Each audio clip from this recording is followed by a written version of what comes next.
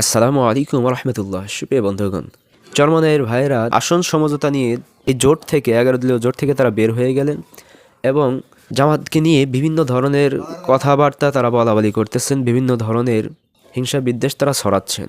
কিন্তু জামাত ইসলামী তাদের সেই হিংসা বিদ্বেষ, সেই সমস্ত কুৎসা রটনাথকে লক্ষ্য না করে, পরোয়া না করে, তাদের নায়েবে আমির ফয়জল করিম তার সম্মানার্থে তিনি যে আসনে দাঁড়িয়েছেন সেই আসনটাকে ছেড়ে দিয়েছেন।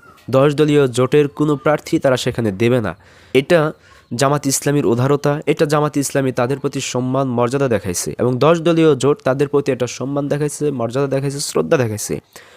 তো এটা নিয়ে আবার অনেকেই বলতেছেন যে সেখানে জামাতের কোনো প্রার্থী দিলে বিজয়ী হতে পারবে না, 10 দলীয় জোটের কোনো প্রার্থী দিলে বিজয়ী হতে পারবে না, সেই জন্য তারা সেখানে কোনো প্রার্থীই দেয়নি। আসলে এই ভুল ভাল ব্যাখ্যা করে লাভ নেই।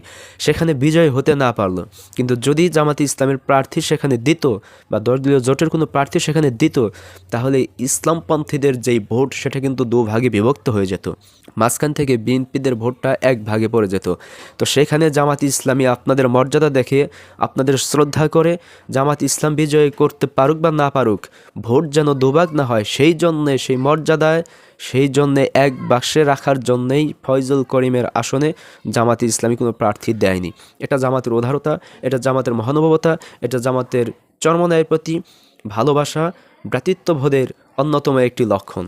আল্লাহ রাব্বুল আলামিন আমাদের প্রত্যেককে দিন প্রতিষ্ঠার কাজে দিনের জন্য কবুল করুন। আগামী নির্বাচনে ইসলামপন্থীদেরকে বিজয়ী করুন।